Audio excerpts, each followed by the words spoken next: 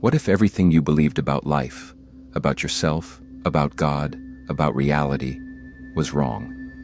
For centuries, societies and religions have warned against questioning too much. To challenge the system, to look beyond the veil, was considered dangerous, even sinful.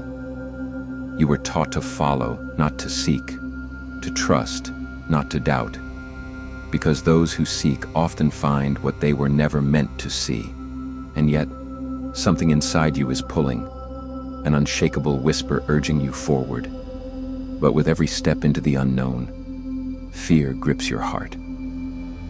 What if you lose yourself? What if you never find your way back? The fear is real. It is deep, ancient, and woven into your very existence. But is it a warning or an invitation? Because on the other side of fear, something else awaits. And the first thing to be stripped away is the very thing you've always held on to, your identity. You have spent your whole life constructing who you are, your name, your past, your beliefs, your purpose. Every experience, every memory, every conviction has built the person you know as you. But what happens when that identity starts to dissolve? Spiritual awakening is not just about enlightenment, it is about destruction. The mind begins to unravel everything it once believed. The religious teachings, the cultural norms, the sense of self you carried so confidently, they all start to crack. This is the death of the ego, what mystics call ego death. It feels like standing in a collapsing building, watching the walls crumble around you. Everything familiar vanishes into dust. And the worst part? You don't know who you are without it. The mind resists. It clings to the old self, desperate to hold on to anything stable. But the truth is, awakening is not about losing yourself. It is about shedding what was never truly you. But if identity is fading, then what remains? Only the unknown. And that is where the deepest fear begins. The mind craves certainty. It clings to the familiar building walls of logic, belief, and identity to create the illusion of control.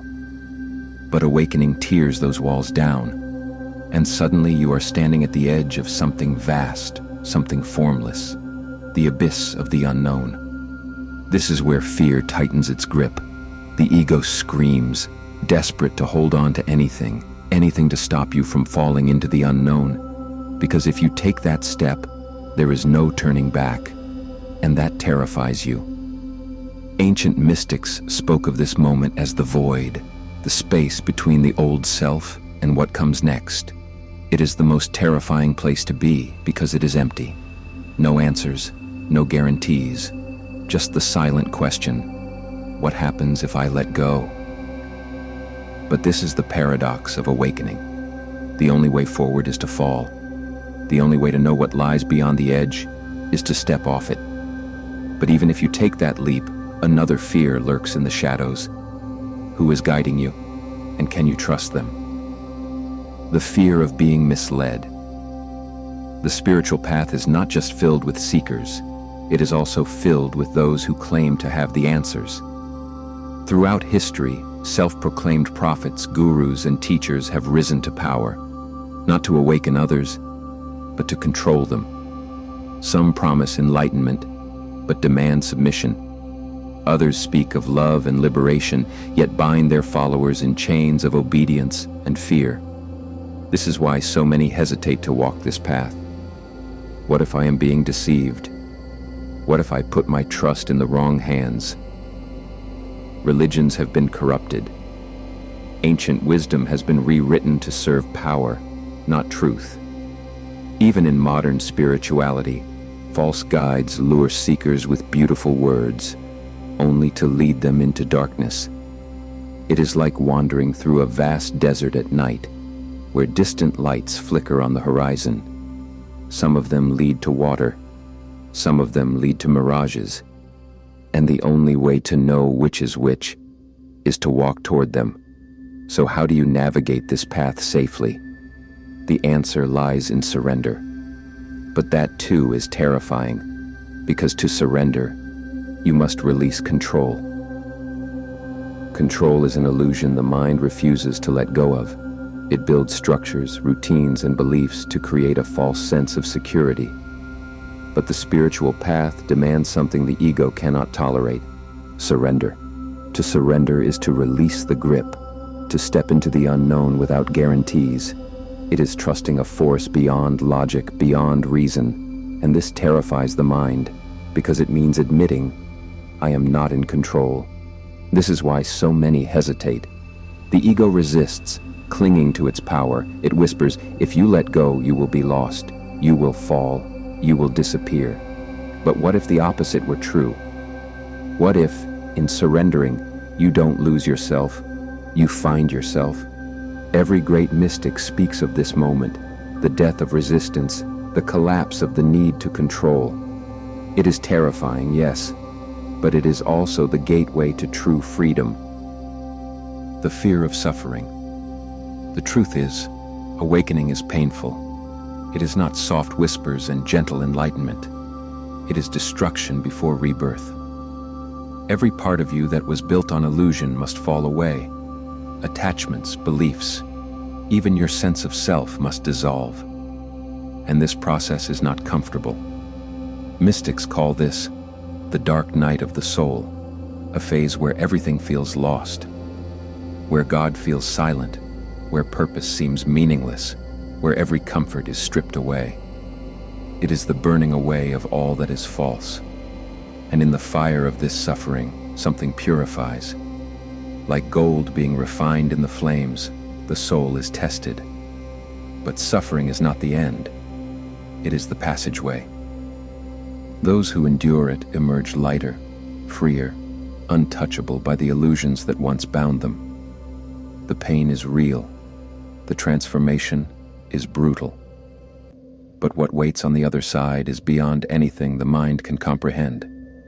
Still, some fears are not about self-destruction. Some are about what lurks in the unseen world. And that is a fear many spiritual seekers never speak of. The fear of spirits and the unseen world. Not all fears come from within. Some come from the unseen. The deeper one walks the spiritual path, the more they begin to sense things beyond the physical world. Some call it energy. Some call it spirits. Some call it shadows that move in the dark. Whatever name it takes, one thing is certain: it feels real. This is where fear grips even the bravest seekers. What if I open a door I cannot close? What if I attract something I do not understand? Many abandon their journey at this point, afraid of what they might encounter. But fear only grows in darkness. When you enter a room with no light, the mind imagines monsters. But if you light a candle, the illusion fades. The unknown is only frightening until it is seen. Mystics and ancient teachings have always spoken of discernment and protection, not out of superstition, but out of wisdom. A traveler in the dark needs a lantern, and on the spiritual path, knowledge, clarity, and inner strength are that lantern. But here's the truth: fear itself is also an illusion, and when you walk through it, something incredible happens. The illusion of fear. Fear is a gatekeeper, a test, a threshold. But what if it is not real? Look back at every fear you've faced. How many of them ever truly came to pass? The fears of losing yourself, the fears of the unknown, the fears of suffering. Each one felt overwhelming, yet here you are. And what remains? Not the fear, but the growth it led you to. Fear is the final illusion. It is the last barrier between who you were and who you are meant to be. It only has power when you avoid it. The moment you step into it, it dissolves. Like a shadow that disappears when you shine light upon it, fear cannot survive in truth. Once faced, it transforms into wisdom, strength, and a knowing that can never be taken away. So if fear is not an enemy, then what is it? It is a doorway. And the only question that remains is, will you walk through it? How to move through fear. Fear does not disappear by force, it dissolves through understanding. The key to walking the spiritual path despite fear is not avoidance, but movement. Like crossing a bridge covered in fog, you don't need to see the entire path. You just need to take one step at a time. The more you resist fear, the stronger it becomes.